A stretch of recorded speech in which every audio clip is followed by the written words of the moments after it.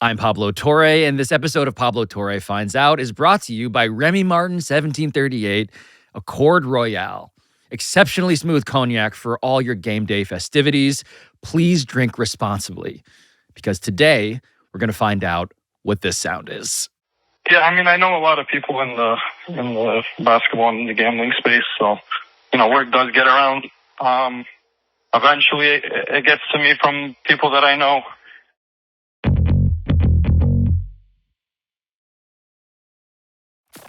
I have slept for like 4 hours. We have been reporting this up till this second. We're still reporting it as we're recording this. We don't have time to waste, unfortunately. This is a very serious story, a very stupid story, and I think an almost shockingly smart story. Comedy comes in threes. It's a funny story. I feel like we're going to get another revelation. Based on how this morning and this past couple of weeks have gone, we're going to get something else here, Pablo. So just stand by as we're taping this. We continue to live, the three of us, rule of three, continue to live inside a rabbit hole that can only be described also as dank. It stinks of all sorts of things, including literally weed.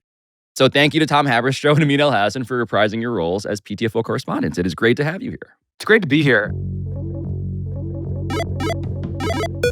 Okay, so the reason I am Voltroning here with my friends Tom and Amin, the internet brain co-hosts of Basketball Illuminati, is because this episode is gonna be an investigation.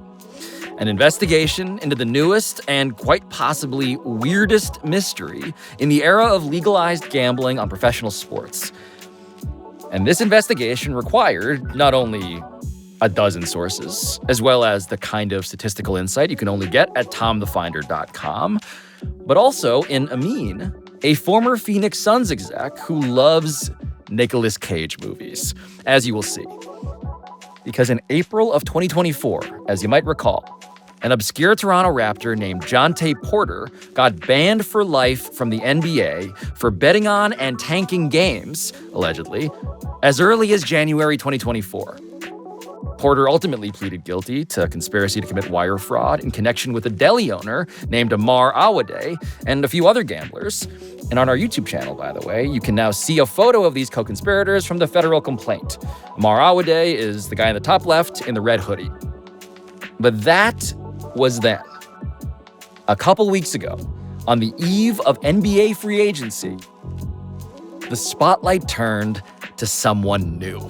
This is a serious development for one of the NBA's top free agents right now. Sources tell me the U.S. District Attorney's Office is investigating Detroit Pistons guard Malik Beasley on allegations of gambling on NBA games and prop bets. I'm told it was during, allegedly, the 2023-2024 season. Beasley and the Pistons were in serious talks on finalizing a 3-year, $42 million contract that would have brought Beasley back to Detroit. The Pistons have added Duncan Robinson. They added him because Malik Beasley has some financial problems. He's got a federal investigation.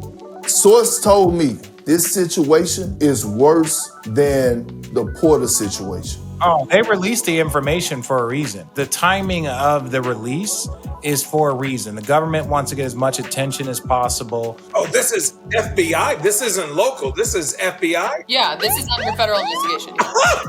Oh, listen, brother, look. I know one thing for certain, two things for sure. If it's local police, you got a 50-50 chance. If it's the government, And if this scandal is the first you have ever really thought about Malik Beasley, perhaps because you're not addicted to NBA Twitter, as the three of us are, I get it. Malik Beasley is not super famous. He's played for 6 different teams. In fact, aggressively gambling on Malik Beasley was itself a red flag. According to ESPN, what one U.S. sportsbook detected was, quote, unusually heavy betting interest on Beasley's statistics beginning around January 2024. This was when Malik Beasley was actually with the Milwaukee Bucks, and that was one game, January 31st, 2024. The sportsbook reported something very suspicious happened. Quote, the odds on Malik Beasley recording fewer than 2.5 rebounds moved significantly at sportsbooks before the game due to a surge of action on the under. Not a common gambling subject, right? Like people are betting on LeBron's points plus rebounds plus assists, or Giannis over under on dunks, or 3-pointers made by Steph Curry. You're not digging deep for Malik Beasley rebounds. And so on the eve of free agency, we are told, when news of the resultant federal investigation broke, the Detroit Pistons were staggered.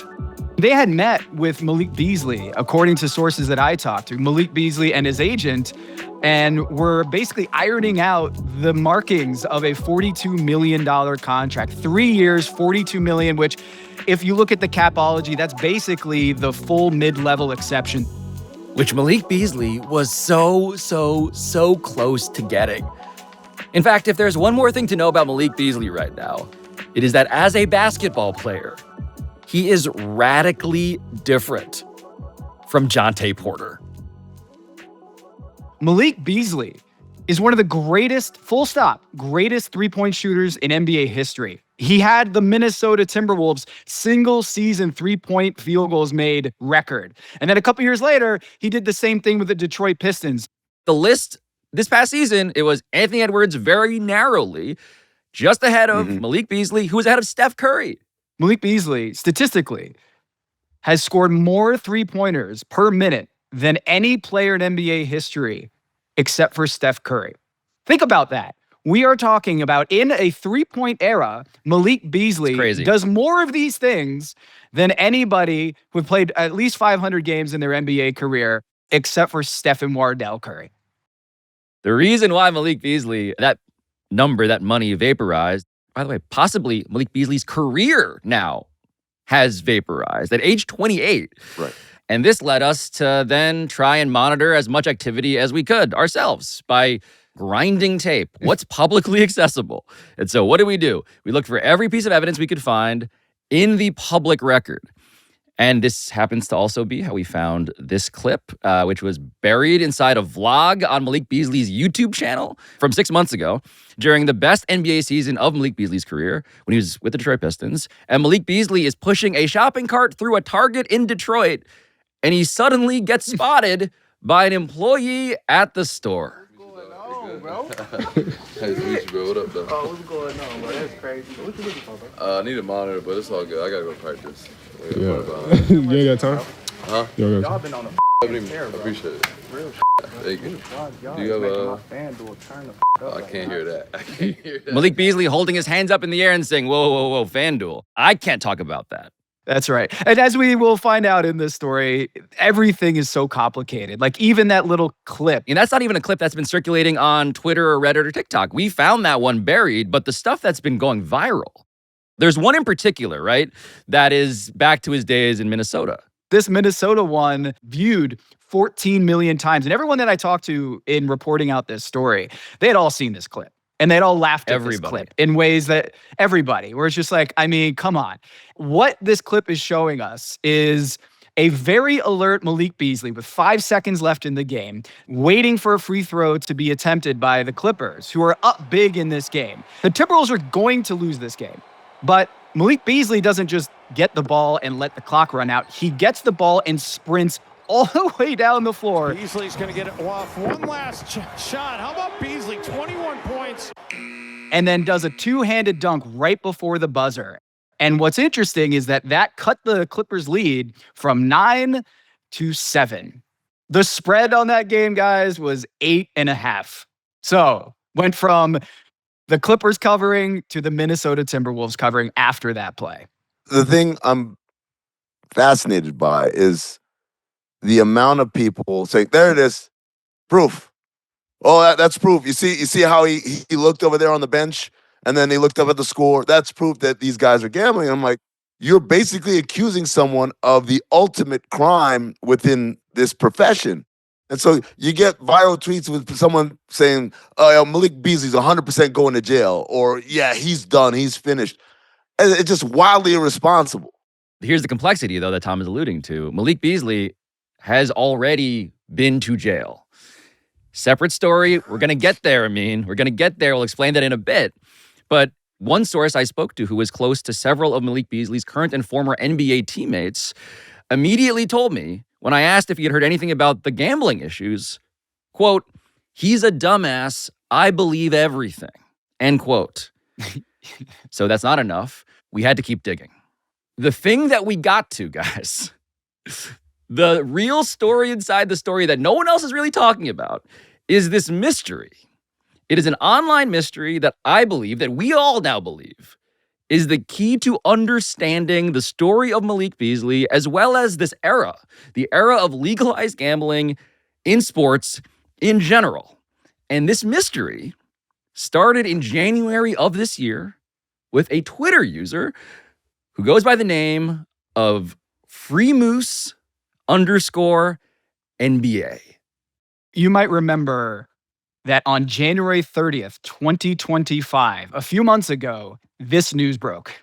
Now to a developing story. The NBA confirmed Thursday that suspicious gambling activity surrounding guard Terry Rozier in a game nearly 2 years ago is now being investigated by federal prosecutors as a part of the same probe that led to the lifetime ban of former Raptors player Jontay Porter. Now, at the time, Rozier was playing for the Hornets. So Miami Heat guard Terry Rozier, who's under contract with the Heat as we speak, he became the second player after Jontay Porter to be publicly identified as a part of this federal investigation into sports betting. And what I'm told is, contrary to Shams Charania's reporting, is that Terry Rozier has not been cleared of any wrongdoing, only that his name came up in the existing federal investigation. And this relates directly to why Moose is this character that we're focusing on, because Freemoose _NBA, Tom, speaks to the federal investigation, which clearly is also still ongoing. Right. On that day, the same day that Terry Rozier news drops, this guy, Freemoose _NBA, tweeted something that was even more provocative, because on that day, he posted, quote, "First was Jontay, then was Rozier. Next you'll hear about capital M, 4 asterisks, capital B, and then 6 asterisks." The symmetry of the rule of 3. Jontay, That's Rozier, M stars, B stars. This guy, Freemoose NBA, posted another tweet right after that one and said, "There's another current player who's gonna have a report come out about them next. Won't say the name, but they play on the Pistons right now." What this is the first documented mention by anyone anywhere that Malik Beasley was going to come up as part of this investigation. This is how this news actually breaks. Freemoose _NBA has it in that rule of 3 tweet. And in this reporting, I determined this guy at the time of this tweet had something like 10,000 followers. And a lot of them were like, huh? Like, what? One of them later that night in a tweet exchange with a Pistons fan, because Malik Beasley at this point is playing for the Pistons and being awesome. He tells Moose, "You're lying, bro. Show me any amount of proof, bro. You don't know what he means to us." And Moose says, quote, "I can't yet. I'm sorry, but gotta protect myself." 15 views on that tweet. It's incredible. I mean, this 15. This time capsule, which is almost 6 months before the news breaks, right? On the eve of free agency, 6 months before it happens, it's happening in the mentions of this thing. So that's the crazy thing about this is maybe you think, oh, he's just throwing shit in the wall and tries to see what sticks, right? Shot in the dark. Then he quote tweets that tweet with a screenshot of a betting slip from January 22nd, 2024. That betting slip is Jontay Porter unders. Under on points, 5.5, and under on rebounds, 3.5. Now, I know what you're thinking. Oh, yeah, that's the game, right? No. The game that was in the court filings that under investigation was, for the first time, was January 26th. Yes. Meaning, whoever placed the slip had the in on the Jontay Porter action months before the investigation was announced. The question here is now very simple, right? On some level, because the entire internet, the entire NBA, we can now confirm this, right? Everybody begins to ask, Tom, who the fuck is Moose _NBA? How did a random Twitter user on NBA Twitter know about both Jontay Porter and also Malik Beasley? on the day that Terry Rozier's name was included for the first time, the second of the three guys, before any of this was breaking. Making things way more complicated is that Freemoose_NBA deleted his account and then disappeared off the internet. Nobody, to this date, has been able to solve the mystery of who is Freemoose_NBA. Until now. That was good. That was good, Pablo.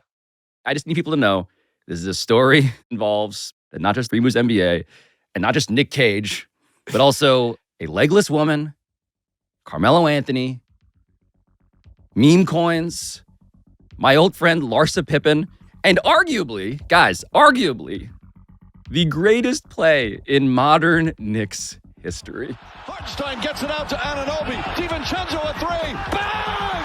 Bang! Knicks take a 1-point lead with 13 seconds remaining. The Garden is shaking right now. And none of you will ever look at that play the same way again.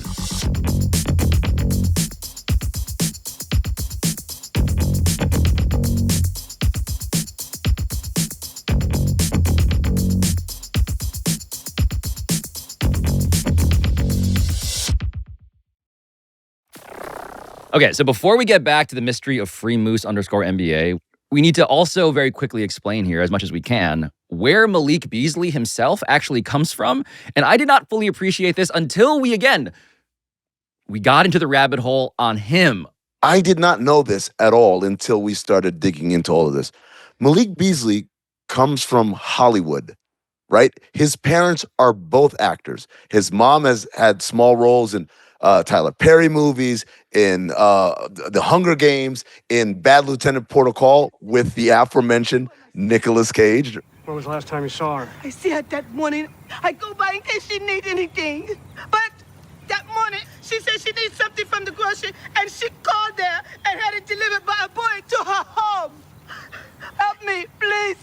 Please help my findings. Kill her for my family. Please, sir, help me. Help. It's not just Dina Beasley, the mom. It's also his father, Michael Beasley. Not that Michael Beasley, different Michael Beasley. He's got over 80 acting credits on IMDb. Denzel Washington is friends with him. He calls him the king of the Hollywood South because Michael Beasley has appeared in so many movies and TV shows living in Atlanta. And he and Denzel were together in The Great Debaters and Flight and Two Guns. Tell us about your trip. Lawyer. What's the big deal? Lawyer. You were down in Sonora, weren't you? You don't think Agent Jessup and the DA know about you and Poppy Greco? Lawyer. They know you were at his ranch. I know I need a lawyer. The fact of the matter is that the actual famous actor that started this all was Malik Beasley's grandfather, John Beasley. He's the most famous one. He was in Sum of All Fears. He was also in The Mighty Ducks. And the thing that I just could not believe is that he is the assistant coach that you might remember from Rudy. My job is to basically beat the shit out of you for the next 5 days. And whoever is still standing at the end, maybe we'll use for our scout teams. Malik Beasley, if you're wondering, got drafted 19th overall by the Denver Nuggets, out of Florida State. But he also likes to say, if you get him one-on-one, that he was a bit of a child actor himself.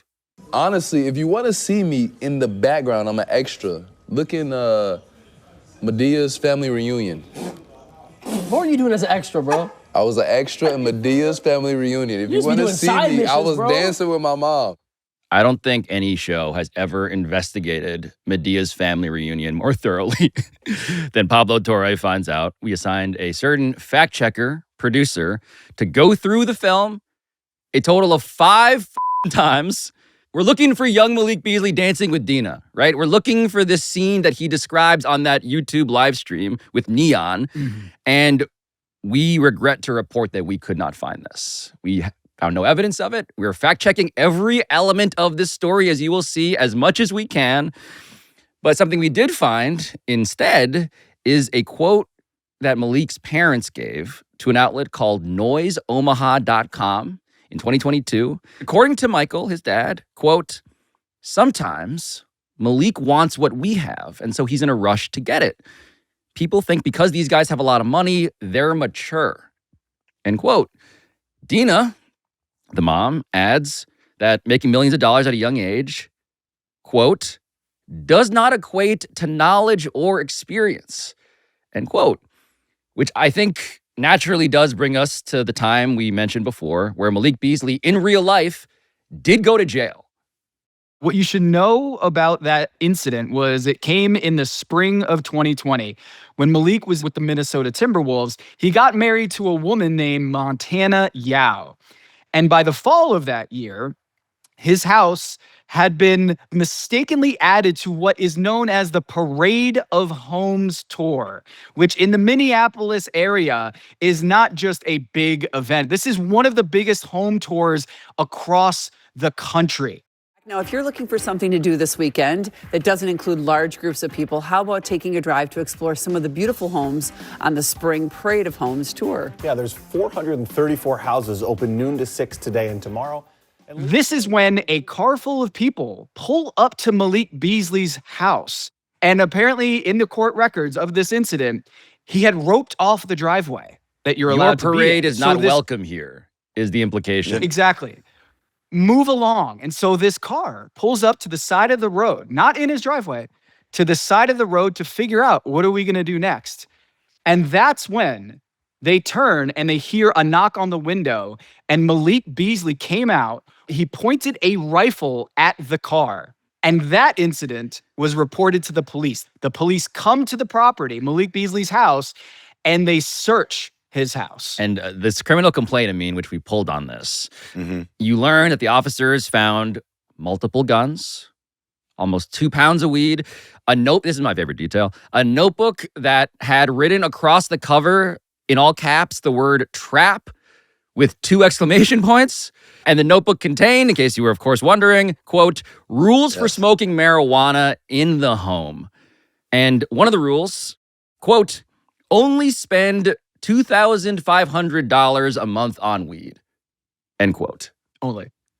Are you sure that notebook isn't also in Pablo Torre's house? 2 months after this incident comes to light, right? He signs a 4-year, $60 million extension. His big payday. Like, he did it. He not just made it to the NBA, but he was able to get that big second contract that every NBA player wants. And what an awesome week for him and his wife, Montana Yao, right? Just imagine, $60 million comes in. Except 3 days after that deal gets signed. And this is also while Malik is simultaneously awaiting sentencing for the gun incident. He is photographed holding hands at a mall in Miami with a masked but unmistakable former PTFO guests, like the two of you, by the name of Larsa Pippen, the ex-wife of Scottie Pippen, future ex-girlfriend of Marcus Jordan, and also, crucially, a recent guest on the Jason Lee podcast.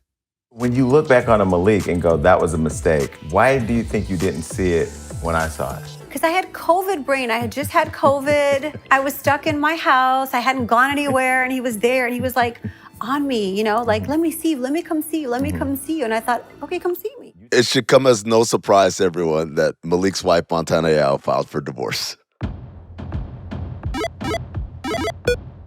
And so I just got to jump in here to point out that, yes, all roads do lead to Larsa Pippen. Because of course they do. And from there, Malik Beasley's road gets a lot rockier. He proceeds to plead guilty to a single felony charge of threats of violence because of the whole Parade of Homes incident, telling a courtroom in Minnesota, quote, I'm not that person, end quote. But then that person gets sued repeatedly over approximately $8 million in total. And some of this has since been settled, but the list of creditors includes a Maryland firm that specializes in loaning money to pro athletes, his own apartment building in Detroit, his former agent in New York, his barber shop in Milwaukee, and... not to be outdone, his dentist in Minnesota is also suing him, Dr. Hassan El-Shahabi. And by the way, Minnesota proceeds to trade Malik Beasley to the Jazz, which trades him to the Lakers, who don't renew his contract, and so he winds up in Milwaukee that way. playing in that game on January 31st, 2024, that got flagged for suspicious betting activity. The season before that, Malik Beasley had been making about $16 million. But Malik Beasley, in the season where all of this stuff is happening, he has dropped his salary 90%. A 90% pay cut. All of which makes the story of Malik Beasley look as simple as that wildly viral clip of him going coast to coast and covering the spread in Minnesota. But in the course of fact-checking, we wound up giving that same clip, the Medea's family reunion treatment, as it were. We watched the film over and over and over again before ultimately calling for a deeper statistical analysis. And we discovered something shocking about its alleged simplicity. It is not simple. I talked to Mike Bowie for this story. Like, he is this analytics guru, this mastermind behind this amazing, indispensable site called inpredictable.com. And most of the stats on his site are about clutch with respect to the score of the game. Meaning, game within 5, final 5 minutes, that's typically what we know as clutch. Yes. But there's this other piece that until we were reporting this story, I don't think anyone's really kind of done a research project like this, which is, what if we were looking at clutch in terms of the spread? And according to Mike Bowie's numbers, he looked at this since 2021, so the last 5 seasons. Here are the numbers. Garbage time, so when the game is out of reach, but Vegas clutch situations, the spread is still in play. Malik Beasley shot 62% effective field goal percentage, which is weighted for 3-pointers, on 147 attempts. Garbage time and Vegas garbage time situations, which means both the game is out of reach and the spread is not in play. Malik Beasley goes from 62% of field goal percentage up to 64% of field goal percentage. So what this says is, when the game is meaningless in both the score and the Vegas spread, he gets even better. Malik Beasley is a garbage time god. That Minnesota Timberwolves clip, that's just Malik Beasley all the time. And so I do want to just now focus, though, on the most compelling piece of evidence that has been reported, right? Which is that there was, Tom, this unusual betting activity, this spike in betting activity. This is seemingly the one and only identifiable example so far that we have. And it's this flurry of bets on the under for Malik Beasley rebounds, again, a prop bet, in that Bucks-Blazers game on January 31st, 2024. So what is the real story with that particular example then? Right. The key thing here is that the line was at 2.5 rebounds. In that game, where all this unusual betting activity is coming in on the under, guess what happens? Malik Beasley gets 6 rebounds. So the bet is Malik Beasley is going to tank this very tankable category. You're just not going to try. And instead, he has one of the better rebounding games of his season. He's busting his ass. You look at the film, he's busting his ass trying to get every rebound imaginable. He looks like Charles Barkley out there. Again, on our YouTube channel, which you should be at already, we're going through the video here. You can see it. This is the crazy part of this story, is even the betting activity on Jontay Porter, those cashed because he left the games early, right? And all the alleged co-conspirators were betting the unders. And Jontay Porter was taking himself out of these games, effectively clinching the unders. And those bets were cashing. The opposite happened. And Malik Beasley, he's out on the perimeter defending his man. The shot goes up, and he sprints from across the floor to go haul in a rebound on the other side of the floor over DeAndre Ayton, who's 7 feet tall, and he's making multiple efforts trying to get these rebounds. You would have thought that the betting activity was on the other side based on what Malik Beasley's behaviors in this game is. It is so contradictory to the betting activity, to what he actually did in the game. If the guy was on the take, he was awful at being on the take. And the through line here when it comes to this part of the story, right, is that it's actually, Tom, really hard to find evidence, in this category at least, of malfeasance in Milwaukee. right? His Bucks tenure on tape, when you grind all of it, you don't see the giant smoking gun. It kind of becomes clear, actually, that at this point in our journey, the most important publicly accessible evidence available to us was not going to come from the Bucks. It was going to have to come from a moose.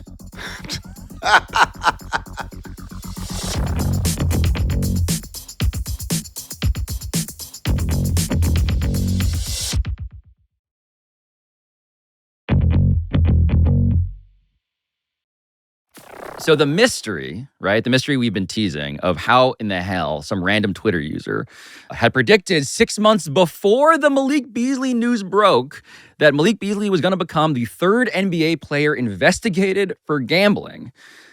This brings us to, I would say, one immediate problem when it comes to contacting an account whose avatar happens to be a stuffed toy moose wearing a little blue sweater with an NBA logo on the front that is also trapped behind bars like in a jail cell, right? This is Freemoose _NBA, Tom. And the only way we could do that is to go on a moose hunt. Going on a moose hunt. Not a silly goose hunt. Every parent knows. I don't know that song. Do, do, do, do, do. But speaking of stuff that gets stuck in your head, as we had established, Freemoose _NBA deleted his Twitter account and disappeared entirely, which is a problem here. But here's the thing. The tweets that tagged Freemoose _NBA are still around. And after scrolling through 1,000 orphaned replies and direct messaging a few of those posters, it became clear that Freemoose _NBA used to go by another handle. @Moose _NBA. But @Moose _NBA got suspended by Twitter at one point. Hence the call for freedom. This is the original Moose NBA account, and the bio says, NBA takes you can get behind, meme coin expert, and then my favorite emoji, a stock chart going up. And then, deep inside a haystack of hundreds upon hundreds of truly useless tweets that tagged Moose _NBA, Tom found a needle. A needle posted by a self-described LeBron fan account. This one caught my eye because it not only tagged @Moose _NBA, but it also tagged a second account. _Mustafa _Omar. So he says, yo, _Mustafa _Omar, your shit got suspended. WTF, question mark. No. And then he tags @Moose _NBA, heartbreak emoji. Which I think takes us to what Moose might actually be referring to as a mean as, again, nailing the pronunciation. Because I suppose it means that some Mustafas also might go by Moose. The most common nickname of anybody with an Arabic name is, if your name's Muhammad, probably people are going to call you Mo. If your name's Mustafa, probably people are going to call you Moose. Yes. But the problem with _Mustafa _Omar, as you can tell, is that this account didn't exist anymore either. But when you searched for that specific handle, _Mustafa _Omar, on Elon Musk's deeply broken platform, something interesting happened. An even weirder account kept popping up. And this one was actively tweeting about the Knicks. This was @123-747-484-849, lowercase a. This is the Tom Cruise Mission Impossible latex mask of Twitter, right? We're just like, numbers, they'll never guess who it is. But if you obsessively scroll through the tweets sent by @123-747-4849, lowercase a, long enough, it turns out, you can stumble across another clue, another needle. And this one was a reply to another former PTFO guest, @WorldwideWob, Rob Perez, a crucial node on the Knicks social graph on Twitter, because Rob was running a promo where the prize was a signed Jalen Brunson jersey. And when at 123-747-4849 lowercase a replied to Wob and included the screenshot of his personal account on a fantasy sports crypto platform as proof, there it was, in full clarity for the first time. We had traced Freemoose _NBA, the account that prophesied that Malik Beasley would be the next player named as part of a federal sports gambling investigation, to a government name, Mustafa Omar. But now, we needed a face. What we then did was we found the same Mustafa Omar account on Facebook and also on Instagram. And the latter two, Facebook and Instagram, you see young man, trimmed beard, blue top that happens to be a Carmelo Anthony Knicks jersey. How about that? One of the DMs that I sent in the past couple weeks, I was trying to get to the bottom of this story, and one of the sources sent us a screenshot of a since deleted post from Moose _NBA himself, which showed the same exact young man with a trim beard posting a selfie video while trying on a Knicks varsity jacket at a store. And the caption says here, "Knicks jacket, do we like or nah? Only $75, LOL." But Tom, why would someone save a screenshot of a deleted selfie video about a jacket, should he buy it or not, for $75? Because a lot of people do not like Moose NBA because of what happened next. This brings us back to the original bio of Moose NBA, meme coin expert. But there was this other thing we found. Another Twitter account, which tagged Moose _NBA in the bio. Look at the and header this photo. account The header photo is just piles of cash. Piles and piles, like a cartoonish amount of cash, just as the banner photo. So this account is called Moose and Boulders Picks. And this account sells, you guessed it, sports betting picks. Which takes us to a tweet, again, dated Thanksgiving-ish, 2024, when this account posted, quote, "Join the Discord and forever be etched in the most transparent and successful sports betting Discord there is." Turns out, Pablo, that at least a couple of people who had been in this sports betting Discord, they were not thrilled with its level of transparency, or, by the way, how good it was. So you're saying they didn't make a huge pile of money like the banner would have indicated? I mean, in fact, what happens next is that we obtained another screenshot from yet another member of this Discord, which, again, is basically like a paywalled group chat. And this screenshot shows our guy Moose also using the Discord to convince people to buy a meme coin that he calls the NCA. The NCA stands for National Coin Association. According to one screenshot Moose had tweeted, again, around Thanksgiving 2024, quote, "I had an idea recently to make an NBA branded crypto coin. The idea was to make a Discord community incentivized around the coin, have a nice GC, like group chat, to talk hoops, gambling, and crypto. The coin was dumped out by bots. I went down with the ship," this account says, "sacrificed $6,700. And to all of this, one account replies, quote, "It's called a pump and dump, my guy. You knew what was going on here." End quote.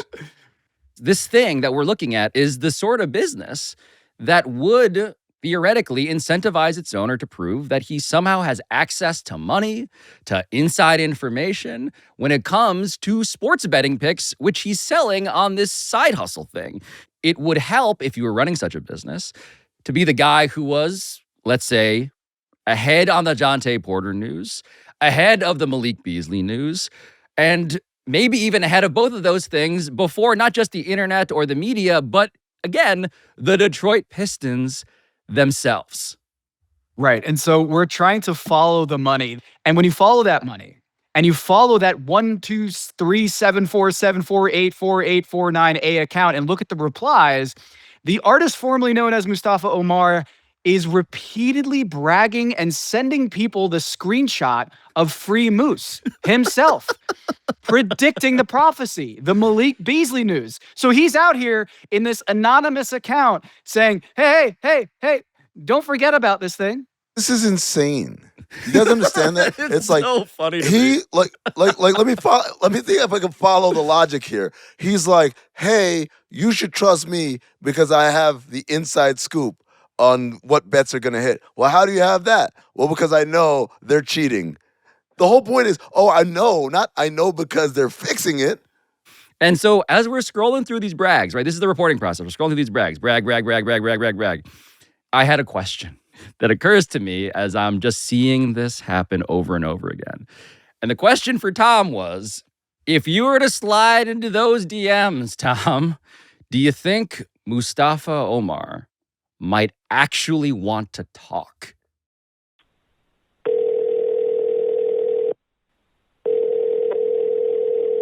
What's going on? Nothing much, my man. How we doing on this fine Tuesday? Not too bad. I'm busy at work, but not too bad. I took a little time off. Oh yeah? What's work for you? I am a manager at an auto collision shop. Okay. Very cool. And where's that at? In New York somewhere? Yeah. Okay. Well, cool. So thanks for getting back to me.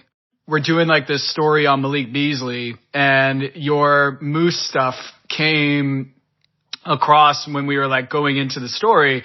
And so finally connecting with you is great. And so thank you for picking up. I love Tom's just like, what level of bro am I doing here with crypto gambler, meme coin guy? You can hear like my throat is getting dry. Like, I can't believe this guy is talking. It's incredible. And, I mean, it's hey, just, how are you doing on this fine Tuesday? Like, what are you talking? The most journalistic, tried and true method of knocking on the front door. So what I find out is that he's in his 20s. He is a Knicks fan. Not just a Knicks fan, he is a Knicks super fan, and he goes to Madison Square Garden and everything. Yeah, a bunch of times. Who would you say is your favorite Knicks player of all time? Gotta be Melo. Carmelo Anthony? Yeah, it's gotta be Melo. But even more than that, when it comes to NBA Twitter, this guy says he's very well connected. Mustafa Omar likes finding out stuff too. Yeah, I mean, I go by Moose. I know a bunch of people involved in the NBA space, so if I ever have any questions, I'm able to eventually get them answered. The way that, like, you're a reporter and you go and you ask your questions to everybody and you try to get whatever, I kind of do the same. I just do good research as well. I'm a stats guy. I was giving out stats and stuff that people wouldn't normally think of. My first ever post was a playoff scenario chart, very similar to the one that NBA PR account on Twitter posted, but mine was a day before, and then theirs looked identical to mine, which was very funny. So everybody kind of called out the fact that the NBA PR account basically ripped off my scenario chart. And I started growing my account relatively quickly. Got suspended. Not sure why till this day. Made a second account. That one also got suspended. And now I'm kind of just off the grid over it because my accounts keep getting suspended. Did he ever find out why he was getting suspended? Well, he says he doesn't know. I wasn't, like, the most family-friendly account either. I'm sure I said some things that people are going to take to liking sometimes. I'm sure that's possible. I do like at this point how this guy is kind of all three of us in one person. He loves finding stuff out. He loves stats. He loves talking shit on Twitter unapologetically, like a bean. And he is the sort of guy, again, who wants people to know that he knows things, including a forthcoming report about Malik Beasley. So on January 30th, 2025, the same day that the federal investigation into Terry Rozier was announced, he tweets that thing out. The prophecy of Malik Beasley. I mean, I just did it to be a little cryptic. I knew nobody would believe it, but obviously it's fine. I just put it out there just to be a little like cryptic for when it did come out. People could look back at it the way that they did when the news did came out. But how did you come across the Malik Beasley info? Yeah, I mean, I know a lot of people in the basketball and the gambling space, so word does get around. Eventually, it gets to me from people that I know. Obviously, people I'm not going to sit here and name, but I do have people that do know a lot about the gambling ring and NBA and stuff. And I didn't know about Beasley during when he was actually doing it. And just to be clear here, that's Moose talking, right? He's saying Malik Beasley did it. That's not us saying that. I found out this past January 2025, and obviously now they are suffering having to let him walk in free agency and replace him with somebody like Duncan Robinson, who's not even close to the caliber player that I thought Malik Beasley was this year. Damn. Whoa. Yo, this is one of my favorite things whenever we're doing content, Pablo. In my mind, Duncan Robinson's sitting back saying, a new episode of Pablo Torre finds out. Let me watch. And he hears that, like, what? What the fuck I do? Why I get on? So when I asked Mustafa Omar who told him about Malik Beasley specifically, he kept claiming that this was something he saw on Reddit, which was kind of strange. This is something that was dug up from Reddit. I mean, everything that I found and I tweet about, I only tweet about it because I find it publicly first. I know people, I know things, but also I saw this on Reddit. Again, of course, Medea's family reunioned this. We scanned through everything we could find on Reddit looking for a hidden Malik Beasley. Where is Malik Beasley here? We could find nothing resembling this prediction. And of course, by the way, to state the obvious again, if this was publicly noted anywhere, then we would have probably heard about it in the way that we heard about this tweet. It would have gone viral. It would have been surfaced. The prophecy would have been someone else's and not Moose's. Can I play devil's advocate and say none of us knew Malik Beasley's dad and his mom and his grandfather were all actors? Yeah, it's a fair point. Fair 1% seed of doubt to put into this. So then I started asking Mustafa Omar, Moose, about the Jontay Porter FanDuel betting slip that he posted, which again was placed on January 22nd, 2024, months before the Jontay Porter investigation was ever public. Now, when I asked him about this, he became cagier than he'd been at any point in our conversation. Honestly, I don't know much about the slip. Like I said, it was just sent to me from someone, but... He said it was sent to him from someone else. It wasn't his betting slip. He just happened to get it and then post it onto his account.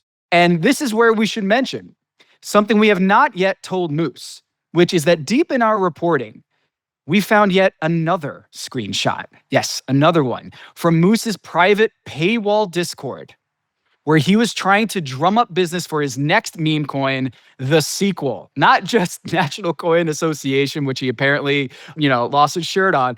The goal this time, a quote, over 100 million market cap, end quote. And on November 27th, 2024, he wrote explicitly, quote, this next project is going to have people involved that no other project would even be able to get their hands on.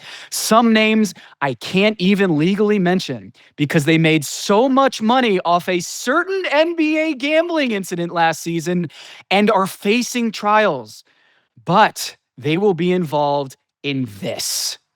So hold on. At this point in time, November 2024, the only gambling incident known, confirmed in the NBA is Jontay Porter. Yes. In the Jontay Porter story, the feds found this deeply sloppy private Telegram chat.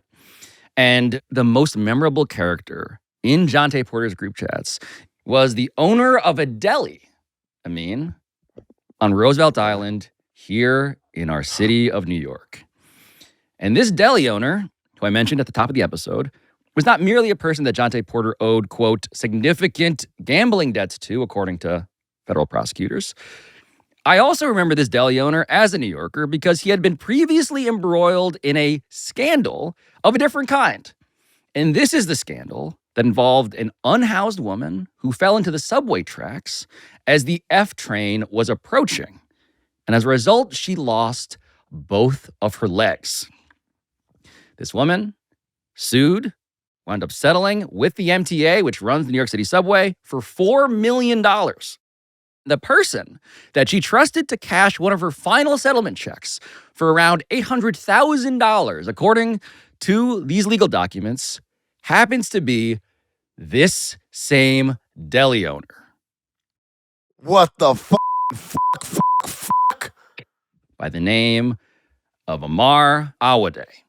And Omar allegedly took that check, the city's payback, to, again, a homeless, legless, wheelchair-bound woman who was also suffering from mental illness. He took that check to his friend who was a bank manager, and then they got the $800,000 deposited into the account of his deli, which Omar denied in court in a case that was eventually dismissed, although he did admit that $80,000 did wind up in his personal account. So prosecutors, for the record here, alleged that he spent the woman's money on, quote, gambling trips and wedding expenses, including a bachelor party in Las Vegas and honeymooning in Turks and Caicos. This is as dark as it gets, this story. I missed the part where we were talking about Larsa Pippen. Things were so lighthearted back then. What I want our audience to know is that what I started doing at this point was comb through every publicly accessible social media profile we had ever found for our guy, Moose. And while looking through the names of the people that Mustafa Omar is friends with on Facebook, I found one extremely familiar name. Let me guess. Omar Aday. Nailing this pronunciation. God damn it, that was good.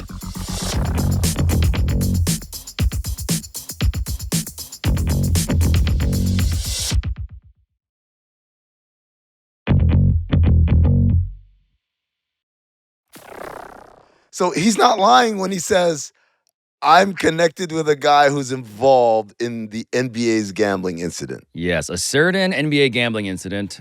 There, in fact, is a connection. We have just verified that. They are literal Facebook friends. And furthermore, what I did with my life was I naturally plunged further into the Omar Aday rabbit hole. And this one brought me to a source that I encountered here in New York City who knew him from back when they were both frequenting these allegedly illegal private poker games in Manhattan around 5 to 8 years ago.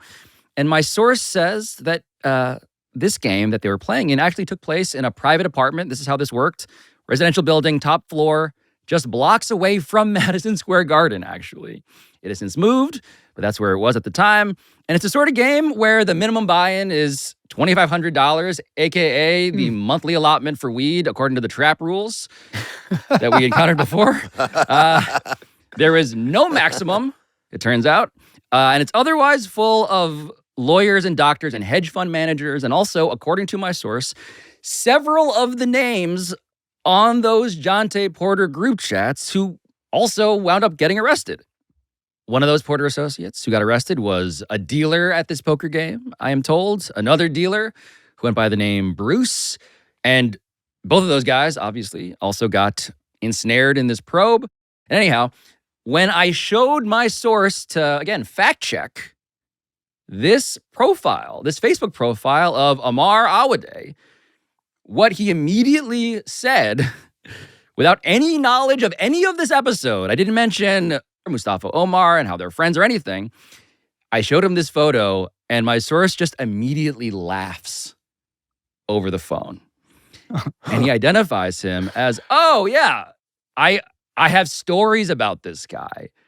And what my source told me is that even after Omar was identified as being involved in the Jontay Porter investigation, remember, Jontay Porter was banned for life from the NBA as of April 2024, Omar was still texting people trying to set up poker games. Quote from my source, I do remember thinking, is he so arrogant that he thinks he's above this? End quote.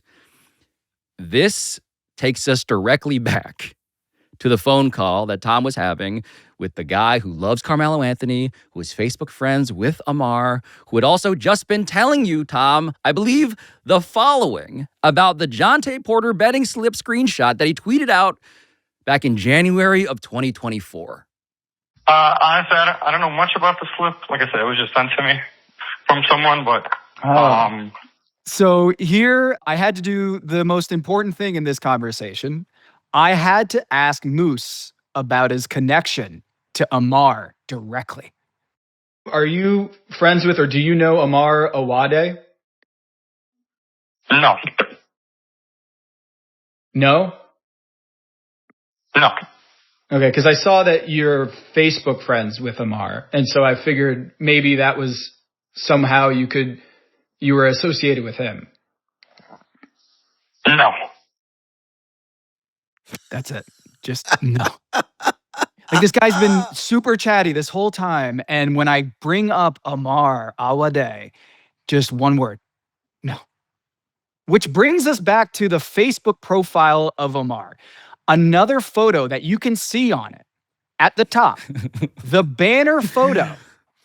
It's a bit blurry. It's like someone is taking the photo from way back in the 300 section, and it's kind of zoomed in. At the center of this photo is a guy who looks like Omar standing courtside on the baseline at Madison Square Garden. And what's important here is that in this moment, this person is also dapping up a tall black dude dressed in all yellow, a yellow sweater with matching yellow shorts, wearing a baseball cap. The photo was uploaded. You can see it on the Facebook profile. The photo was uploaded on April 23rd, 2024. So this is during the 2024 NBA playoffs. So what do? You go to the game logs. You go to Basketball Reference, schedule and results. You click just to see if the Knicks were playing any time around that date on April 23rd, 2024. And you can see on that date in the Knicks schedule, April 22nd, they beat the Philadelphia 76ers in an extremely dramatic game at the Garden. Hartenstein gets it out to Anunoby. DiVincenzo a three. Bang! Bang! Knicks take a 1-point lead with 13 seconds remaining. The Garden is shaking right now. What an incredible sequence. Rule of three. The rule of three. So I just got to jump in here to point out that this game at Madison Square Garden happened 5 days after Jontay Porter got banned for life from the NBA, which means that it also happened while the feds were actively investigating Omar Aday, who was standing right there, courtside, for his role in that same historic gambling scandal. And now, when you pull multiple angles on this specific play, what you can clearly see in retrospect is the identity of the tall black dude in all yellow, the same one Omar Aday is dapping up in his Facebook banner photo after arguably the greatest play in modern Knicks history.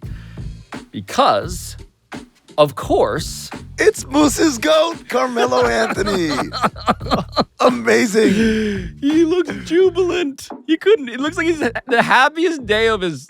I mean, look, you can really appreciate, by the way, that just the thread count on this yellow sweater in this photograph, and even on the broadcast, you can tell he's looking great. All of which reminded us of something we had found pretty early on in our search for any tweet that had tagged Moose_NBA. We had found an angle of this play, of the three, from the baseline shot off a cell phone, and the video credit was, quote, courtesy Moose_NBA. Get the fuck out of here. It's right there. Right there on the right side of your screen. This is the thing that hit us literally as we were sitting down to tape today. Now let's watch this same play from the Madison Square Garden camera that's looking straight out at the basket. So you can see the full baseline, and let's zoom in. Enhance. Give me a little bit more. Can we get a little? Welcome to Pablo Torre Finds Out. I am Pablo Torre, and today we're going to find out what this sound is. And after countless more hours of Twitter and Facebook searching, we realized something. The guy sitting next to Omar Aday, who's pictured holding his cell phone, which I can only assume is the cell phone he used to shoot the video of that Jontay DiVincenzo 3, had actually identified himself on Twitter by name as the guy who taped it and sent it to Moose_NBA. And we saw this because Cell Phone Guy, it turns out, was beefing with Barstool Sports, which had aggregated the video without giving either of them credit. And by now, as a student of the Rule of Three, Tom easily recognized Cell Phone Guy. He was a third person we had noticed while combing through various Facebook albums. A person better known as Amar's brother, Omar Aday. And even though Moose denied even knowing Amar to Tom, we found more pictures of all three of these guys. Graduations, parties, weddings. We even found a video of Omar wearing a Spreewell jersey going to a Knicks game with Moose, who was wearing a Carmelo Anthony jersey that by now all of us had seen a lot. What's up, everybody? It's your boy Omar, the newest member of Spectators. On my way to the Knicks game, you see me decked out in the Spreewell. Had to do it to him. Magic is in town. Just smoked him by 30. About to smoke him by another 30. And I'm on the way. Come roll with me. At which point, it became clear that Moose_NBA, Twitter's Malik Beasley prophet, was more than just Facebook friends with alleged Jontay Porter co-conspirator Omar Aday. Moose was his relative, his cousin. Meaning, we had literally gone from Medea's family reunion to Mustafa's. And this is where it takes us back now to the legal documents as we try to connect all the dots here, right? So generally observing the following. In the Jontay Porter legal documents, quote, a relative of the defendant, Omar Aday, whose identity is known to me, placed a $10,000 parlay bet through betting company one on the under for player one's three-pointers, assists, and steals. It goes on to talk about how the relative won $85,000, netting a profit of $75,000. And so just saying that Omar Aday, in terms of the information he was sharing, who he was bringing into the thing he was already caught up in. We don't know which family member it is. They're anonymous, according to the federal prosecutors. But family is literally mentioned in the federal investigation a number of times. I had to follow up with Mustafa to make sure he had his story straight on this. So I asked him again. You did not get information on Malik Beasley from Omar Aday, who is part of the Porter case? No. Like I said, I got it off of Reddit. Do you have that Reddit forum that you got it from that you could show me? I could probably find it. Yeah. Would you be fine with me searching it and then getting it to you on Twitter? Yeah, that'd be great. All right. Let's do that then. Despite the preponderance of evidence from his own posts and his own brags to having a connection to someone in this, he claims zero knowledge and that he got it from Reddit. Yeah, he said he got it from Reddit and it was public. And after I hung up with Mustafa Omar, who promised me to hit me back on Twitter and send that Reddit post that would clear him of all of this and just say, hey, they had it. It wasn't me. What happened next was I logged back into my Twitter account and I DM'd him back a reminder being like, hey, if you can just grab that Reddit post and send it back to me. Bloop. I got an error message. And that error message said message not sent, sending direct message failed. I thought my internet was down or that he turned off his DMs, but nope, guys. He had shut down his account. At 123-747-4849, lowercase a, we hardly knew ye. And so I was like, you know what? I'm going to check his Facebook profile. And guess what? That too, guys, was taken down seconds after we got off that phone. All of it gone. Unfortunately for Moose, we also love screenshots.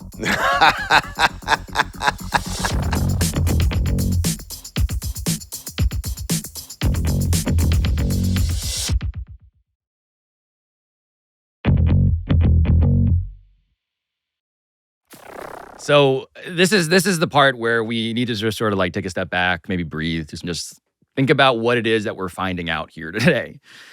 Because the timeline has the Jontay Porter betting slip, right? This is now what Moose had posted. That was dated what, Tom? The betting slip, if you look at it closely, it says January 22nd, 2024. Okay. The game one in the Jontay Porter case came 4 days later, January 26th. So that's important here because this actually predates that game one. Which is to say, I mean, that what we are circling here, what we've been exhaustively reporting here, actually is ostensibly an expansion of the scope that the Eastern District of New York, the U.S. Attorney's Office, had published, which started 4 days after this. But here we have all of these connections to indicate that actually the dude who's ensnared in that thing, Omar, is connected to the dude who posted this thing from 4 days before that. So remember, we have the betting slip January 22nd. We have game one of this inquiry with the feds on January 26th. Then 5 days later, we get a flurry of unusual betting activity on Malik Beasley's unders for his 2.5 rebounds at a sports book that flagged this to ESPN. So we have within less than 10 days, the betting slip, the first Jontay Porter game, and the Malik Beasley game. We have to note the timeline here that this January 31st game it's not like a random game in terms of the timeline of things. It puts it within basically a week. It's all when this stuff was happening.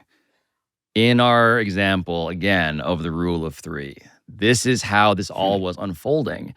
What we've established in that timeline is that there are some things that are documented and undeniable and confirmed in terms of, yes, connecting, or at the very least, moving the dots close together. They're all conspicuously proximate to each other. And by the way, we've also been making calls about Malik Beasley. Malik Beasley's attorney, Steve Haney, Tom, he did send us a statement, right? Here's the statement from Steve Haney. Presuming someone is guilty when they haven't been charged with the crime, let alone convicted, is a dangerous narrative. The mere allegations have caused irreparable harm to Malik's image, reputation, and career.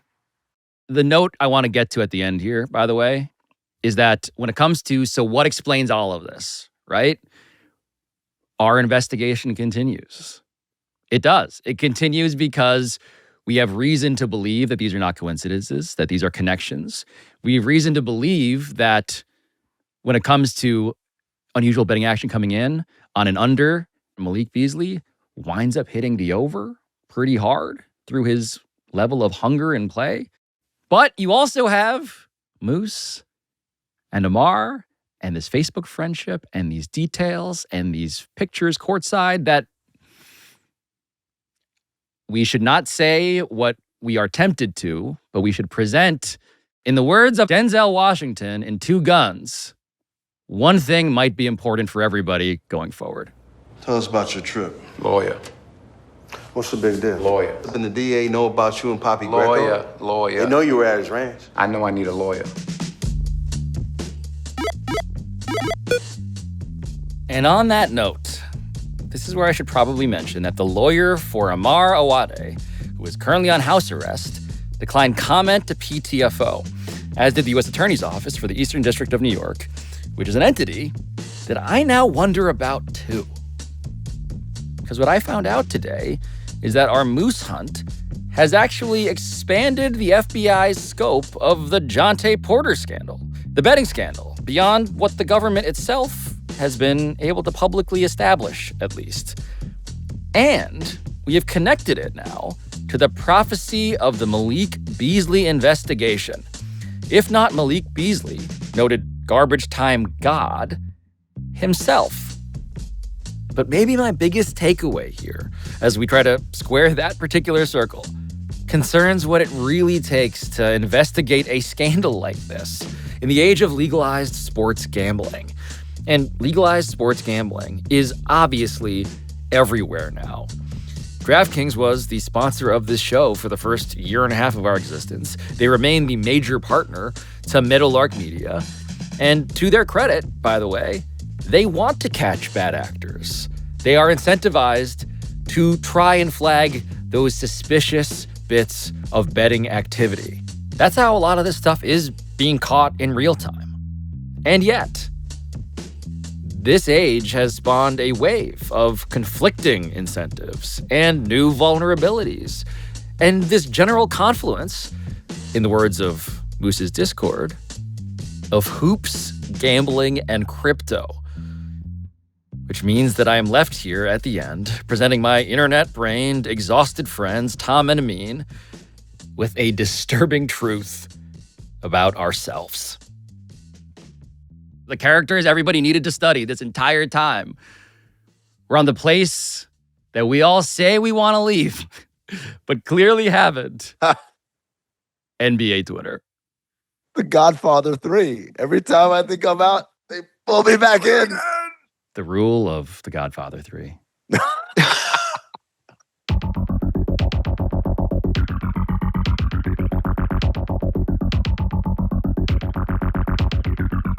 This has been Pablo Torre Finds Out, a Meadowlark Media production. And I'll talk to you next time.